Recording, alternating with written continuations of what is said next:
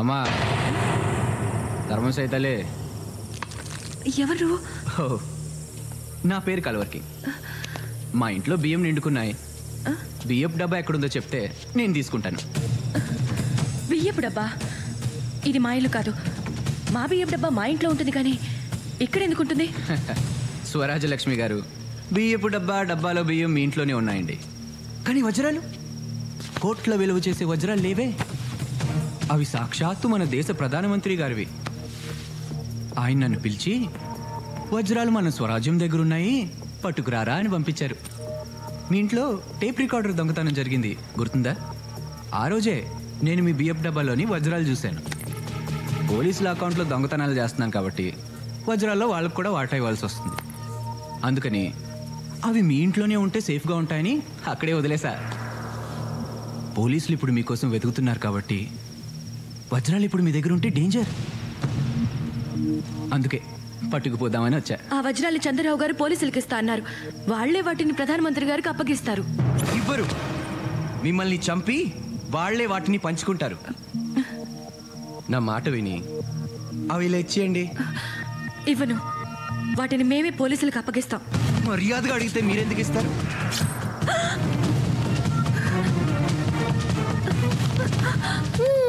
ఇద్దరిని చంపి నేనే పట్టుకెళ్తా వాటిని. చంద్రరావు గారు వస్తే నీ పని అయిపోతుంది. అప్పుడు దాకా బ్రతుకుండాలి కదా మీరు. అయినా చచ్చాక వజ్రాలతో ఏం చేస్తారు? పట్టురాపో. అంకుల్, చాక్లెట్ ఇవ్వనా?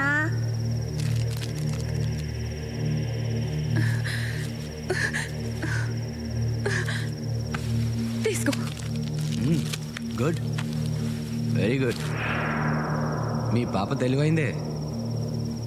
ఇవి ప్రధానికి అందజేసి పాపని బాల సంక్షేమ శాఖ మంత్రిని, మిమ్మల్ని మహిళా సంక్షేమ శాఖ మంత్రిని చేయిస్తా. వస్తా. వేడివేడి బిర్యానీ ఆకలి దంచేస్తుంది. ఆ చంద్రరావుతో మళ్ళీ బిర్యానీ తెప్పించుకోండి. ఇది నేను తినేసిపోతా.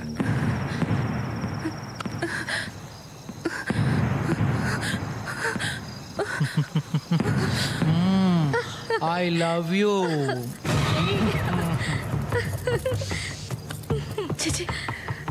ఒసే స్వరాజ్యం, ఎంత పిచ్చి మాలోకానివే. స్వరాజ్యమా? అదేం పేరు చండాలంగా? రాజ్యం డార్లింగ్, ఈ లోకంలో చంద్రరావు అనేవాడు ఒకడు ఉంటాడని నీకు తెలీదా? చంద్రరావు నిజాయితీ పరుడు, చాలా మంచివాడు. మంచితనాన్ని ఎలా క్యాష్ చేసుకోవాలో మన దగ్గరే నేర్చుకోవాలి.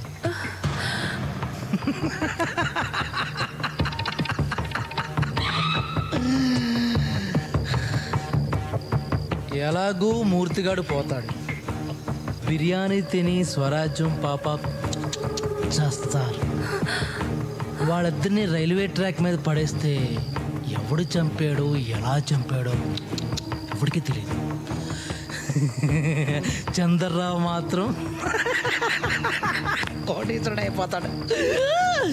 కోటీసుడైపోతాడు.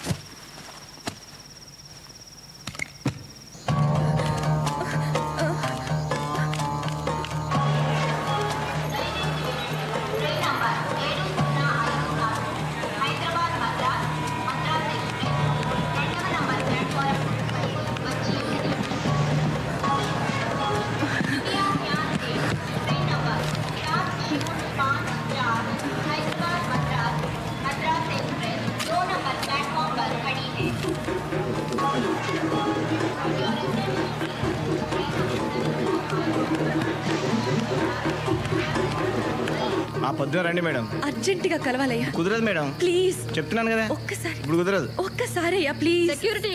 మేడం. తన లోపలికి పంపించు. నువ్వురా. వెళ్ళండి.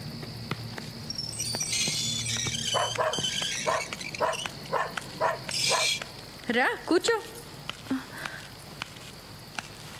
మంచినీళ్ళు ఇస్తారా? ఇదిగో. ఏంటి ఇల్లు కొనడానికి వచ్చావా? నీ దగ్గరున్న వజ్రాలతో ఈ ఒక్కిళ్ళేంటి, ఇలాంటి 100 ఇళ్ళు కొనొచ్చు. అయినా ఇవాళ రేపు నీలాంటి దొంగలదేగా రాజ్యం. చూడండి, పాత విషయాలు మనసులో పెట్టుకుని నన్ను బాధ పెట్టకండి. మా ఆయన్ని పోలీసులు ఎత్తుకెళ్ళిపోయారు. అయితే నీ మొగుడు వదిలేస్తే ఆ వజ్రాలు నాకు ఇస్తావా? ఎక్కడున్నాయి ఆ వజ్రాలు? నాకు ఇచ్చేయి. నేను ఇప్పుడే నీ మొగుడు రప్పిస్తాను. క్విక్. ఆ వజ్రాలు నా దగ్గర లేవు, కానీ ఎక్కడున్నాయో నాకు తెలుసు. ఆయన సురక్షితంగా మా ఇంటికి వస్తే అవి ఎక్కడున్నాయో చెప్తాను, మీరు తీసుకోవచ్చు. మొగుడికే తెలియకుండా వజ్రాలు కాజేసి నిన్ను ఎలా నమ్మడం? ఆ వజ్రాల కోసమైనా మీరు నన్ను నమ్మాలి. మా వారి కోసం నేను మిమ్మల్ని నమ్మాలి. మమ్మీ ఆకలేస్తుంది. చీ మీకు ప్రాణం కంటే డబ్బు ఎక్కువైపోయిందిరా. మీలాంటి మోరల్స్ వాల్యూస్ లేని వాళ్ళు నేను ఇంతవరకు చూడలేదు. నువ్వెన్ని లొకేషన్స్ మార్చినా మేము చెప్పేది ఒకటే, మాకు తెలీదు. నాయుడు గారు, ఈ సత్యమూర్తిని మీ తాకట్లో ఉంచుకుని నన్ను వదిలేయండి ప్లీజ్. నాకు ఒక్కరోజు టైం ఇవ్వండి. ఆ వజ్రాలని వీడి పిల్లల్ని ఎక్కడున్నా సరే పట్టుకుని మీకు అప్పచెప్పకపోతే నన్ను అడగండి. అడగడం ఎందుకు, వీటిని చంపేయండి ప్లీజ్. ఒకే ఒక్క రోజు నేను మీకు చేసిన సాయం, మీరు నాకు చేసిన సాయం గుర్తు తెచ్చుకోండి. ఫ్రెండ్షిప్ ముఖ్యం. కరెక్ట్, ఫ్రెండ్షిప్పే ముఖ్యం. అడుగోనమ్మా, నీ మొగుడు 4 దెబ్బలు తిన్నాడు కానీ క్షేమంగానే ఉన్నాడు. డాడీ ఏమనుకోకండి సార్, చేతులు కట్టేశారు, లేకపోతే సెల్యూట్ చేసేవాడిని. పాపిష్టిదాన్ని. నేను చేసిన తప్పు వల్ల మీరెంత నరకం అనుభవించారండి. నన్ను క్షమించండి ప్లీజ్. ఆ విషయాలన్నీ తీరిగ్గా ఇంటికెళ్ళి మాట్లాడుకోవచ్చు. ఆ వజ్రాలు ఎక్కడున్నాయో చెప్పేస్తే మీ ఇద్దరిని వదిలేస్తా. నా సంగతి ఏంటి సార్? ఆ వజ్రాలు చంద్రరావు గారి దగ్గర దాచానండి. ఆయన తన ఫామ్ హౌస్లో ఉన్నారు. మీరు వెళ్తే ఆ వాప చెప్పేస్తారు. Are you sure? రే బామ్మర్ది, నేను వెళ్తున్నా. ఈ అమ్మాయి చెప్పింది అబద్ధం అని తేలితే నేను నీకు ఫోన్ చేస్తా. ఆ పిల్లతో పాటు వీళ్ళందరినీ చంపేయి. అలాగే వీళ్ళకి భోజనాలు అవి చూడు. ఆ పిల్లకి పాలు కూడా. జాగ్రత్త.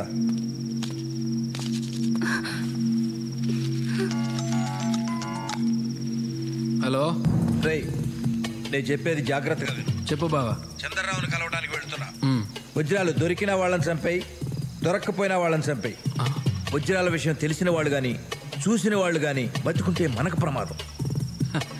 ఓకే బావా.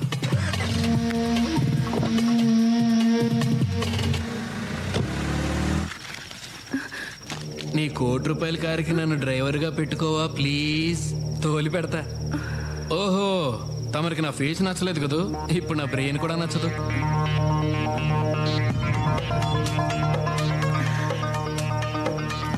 నిజమే, నీకేదో చాలా బ్రెయిన్ ఉందనుకుంటున్నావు, కానీ నీ అంత తెలివి తక్కువ వాడిని నేను ఇంతవరకు చూడలేదు.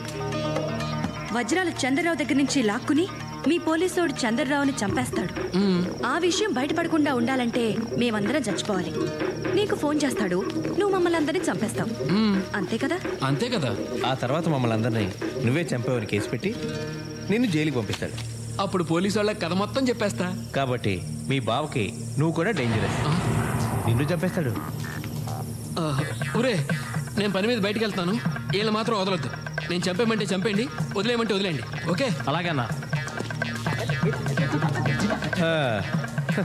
వాడు ఆ వజ్రాలు పట్టుకోవడానికి వెళ్తున్నాడయ్యా. మీకు కనీసం కూల్ డబ్బులన్నా ఇచ్చాడా లేదా? కూలి డబ్బులే ఏంటండి, 500 కోట్లు దొరికినప్పుడు వీళ్ళందరికీ ఎంతో కొంత వాటా ఇవ్వాలి కదా.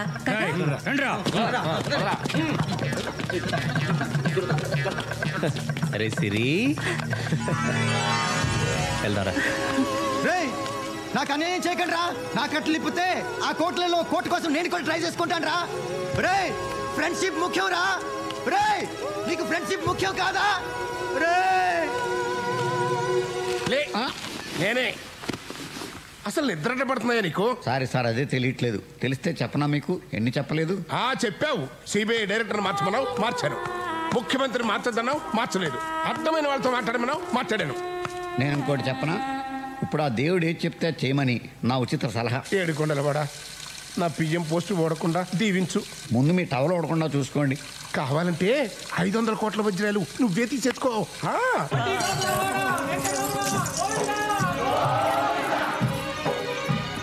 తిరుమలలోని శ్రీ వెంకటేశ్వర స్వామి హుండీలో అజ్ఞాత భక్తులకు 500 కోట్ల రూపాయల విలువైన వజ్రాలు వేశారు. ఇంత మొత్తంలో కానుకలు వేయటం ఇదే మొదటిసారని దేవస్థానం అధికారులు చెబుతున్నారు. ఇప్పుడు ఒక చిన్న బ్రేక్. నీ ముందు నేను ఎంత స్వామి? ఏడుకొండలవాడా వెంకటరమణ గోవింద గోవింద. హరి హరి హరి హరి శ్రీ హరి త్రిజగన్నాటక సూత్రధారి. ఇదిగో స్పెషల్ ఆఫీసరు, చెప్పండి సార్. మన పేరు బయటికి రాకుండా ఉంటే షిరిడి సాయిబాబాకి భారతరత్న ఇప్పిస్తారని మొక్కున్నానయ్యా. దాని ఏర్పాట్లేంటి చూడు.